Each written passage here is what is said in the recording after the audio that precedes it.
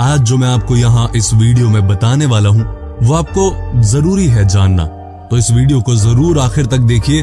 अगर पूजा भट्ट मेरी बेटी ना होती तो मैं खुशी खुशी इससे शादी कर लेता।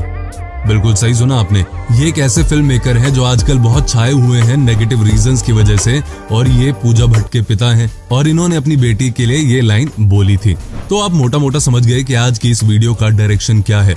बेसिकली बॉलीवुड के सबसे बड़े फेक डायरेक्टर की बात मैं आज इस वीडियो में करने वाला हूँ, जो दावा किया करते थे कि वो तो कला के पुजारी हैं, वो एक ही नजर में कलाकार के टैलेंट को पहचान जाते हैं। लेकिन आप खुद ही सोचिए, जो इंसान अपनी बेटी तक को नहीं छोड़ता, जिसने अपनी बेटी के लिए शादी तक की बात कह दी, वो अलग ही लेवल का इंसान होगा।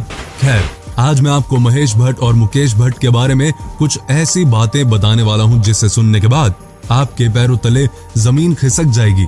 लेकिन अगर आप पुराने सब्सक्राइबर हैं तो वेलकम बैक है इस चैनल पे, और अगर आप नए हैं तो इस चैनल को सब्सक्राइब करें और ध्यान से इस वीडियो को आखिर तक देखें। आज महेश भट्ट की चर्चा इसलिए नहीं हो रही कि इन्होंने कोई महान काम किया है, बल्कि इसलिए हो रही है क्योंकि ये उस उम्र में भी जिसमें आपको थोड़ा तमीज में आना चाहिए, उसमें आप थोड़े से बदतमीज तो नहीं बोलूंगा, रंगीन मिजाज के हो रहे हैं, मैं ये कहना चाहता हूँ।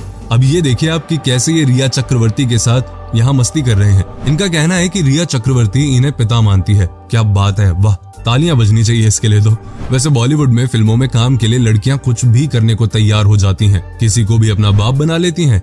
लेकिन एक बात तो तय है कि अगर भट्ट जैसे लोगों को अब नहीं रोका गया तो ये ना जाने कितनी लड़कियों के बाप बनते चले जाएंगे यार। अब आप ये खुद ही समझिए कि जो अपनी बेटी से शादी के बारे में बात कर सकता है, बोल सकता है ये बात, तो सोचिए इनकी सोच कैसी होगी। इनकी सोच ही तो है ये कि इन्होंने अपने परिवार को ही बॉलीवुड में लॉन्च कर दिया। भीगे होठ तेरे प्यासा दिल मेरा, ये गाना तो आपने सुना होगा मर्डर फिल्म का। याद है आपको कि इस फिल्म को पर्दे पर क्यों याद किया जाता है? शायद मुझे बताने की जरूरत नहीं है। आपको लगता होगा कि यार ये इमरान हाशमी की एक्टिंग से बड़े प्रभावित होंगे, तो मैं आपको बता दूं कि चुंबन स्टार हाशमी इनके अपने भांजे हैं। साथ ही इनकी फिल्मों में ज्यादातर एक ही डायरेक्टर होते हैं और उनका नाम क्या है? मोहित सूरी। ये भी इनके अपने भांजे हैं, यानी कि अपने घर के डाइनिंग रूम में ही फिल्म की स्टोरी लिख दी, 2-4 भूत प्रेत की सीन लिख दिए, हीरोइन के साथ क्या होता है इनके फिल्मों में ये भी बताने की जरूरत नहीं है, बस बेड सीन दिखा दिए, गाने अच्छे होने चाहिए और फिल्म हो गई रिलीज के लिए तैयार। महेश भट्ट भारतीय फिल्म निर्देशक, निर्माता और स्क्रीन राइटर हैं।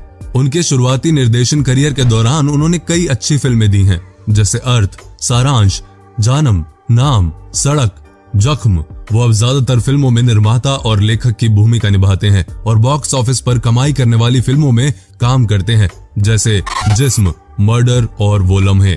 महेश भट्ट का जन्म बॉम्बे, जिसको अब मुंबई कहते हैं, वहां पर हुआ था। उनके पिता का नाम नाना भाई भट्ट और मां का नाम शिरीन मोहम्मद अली है। भट्ट के पिता गुजराती ब्राह्मण थे और उनकी मां गुजराती शिया मुस्लिम थी। उनके भाई मुकेश भट्ट भी भारतीय फिल्म निर्माता हैं। उनकी स्कूली पढ़ाई Don Bosco high school Matunga से हुई थी। स्कूल के दौरान ही उन्होंने पैसा कमाने के लिए समर जॉब्स शुरू कर दी थी। इनका कहना है कि हर लड़की के नजदीक जाते हैं, उनसे गले मिलते हैं जो इनकी बेटी की उम्र या आप कह लीजिए पोती की उम्र की लड़कियां होती हैं। ये भट्ट साहब उन्हें अपनी बाहों में भरते हैं। अगर किसी ने नहीं देखा तो कर ली मस्ती, और अगर मीडिया में फोटो आ गई तो कह देते हैं कि यार ये तो मेरी बेटी है। अब कोई इनसे ये पूछे कि ये बेटी किसे मानते हैं, ये तो अपनी सगी बेटी से शादी की बात करते हैं यार।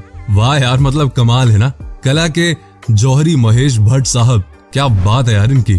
इन्हें देखकर मुझे भागम भाग फिल्म की याद आ जाती है, जिसमें अक्षय कुमार कहते हैं कि अगर लड़की को पीछे से पकड़ते वक्त लड़की ने चिल्ला दिया तो बोल दो दीदी डर गई, दीदी डर गई, और अगर लड़की कुछ नहीं बोली तो समझो कि उसकी भी हाँ है।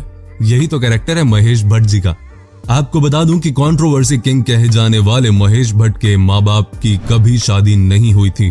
इसका असर उनकी जिंदगी पर भी हुआ। शायद यही वजह रही है कि उन्होंने अपनी निजी जिंदगी में कभी शादी को ज्यादा अहमियत नहीं दी। 20 साल के महेश भट्ट कॉलेज में पढ़ते थे जब उनका अफेयर शुरू हुआ लॉरियन ब्राइट से। ब्राइट का नाम बाद में किरण भट्ट हो गया। किरण ही पूजा भट्ट और राहुल भट्ट की मां है। लेकिन जब 1970 के दशक में महेश भट्ट का अफेयर परवीन बाबी से हुआ, तब उनकी पहली शादी में दरार आई। जब परवीन बाबी से उनके संबंध बिगड़े, तब उनकी लाइफ में एंट्री मारी सोनी राजदान ने। सोनी के साथ अफेयर के समय महेश और किरण एक साथ ही रहते थे। कानूनी तौर पर महेश और किरण का तलाक नहीं हुआ, पर महेश ने सोनी राजदान से शादी कर ली। फिर सोनी ने जन्म दिया शाहीन भट्ट और आलिया भट्ट को। मुकेश भट्ट ने अपना करियर स्मिता पाटिल और विनोद खन्ना के सेक्रेटरी के रूप में शुरू किया था। फिल्म कब्जा से उन्होंने बतौर प्रोड्यूसर काम शुरू कर दिया। फिल्म जुर्म तक महेश भट्ट और विनोद खन्ना के संबंध रहे।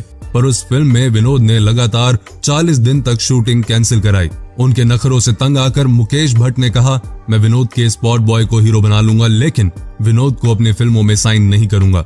महेश भट्ट और मुकेश भट्ट के तीसरे भाई robin Bhatt famous script writer हैं। महेश भट्ट ने अपनी लव लाइफ को बड़े पर्दे पर उतारने की भी कोशिश की है। जैसे फिल्म आशिकी किरण भट्ट के साथ उनके अफेयर पर बेस्ड थी।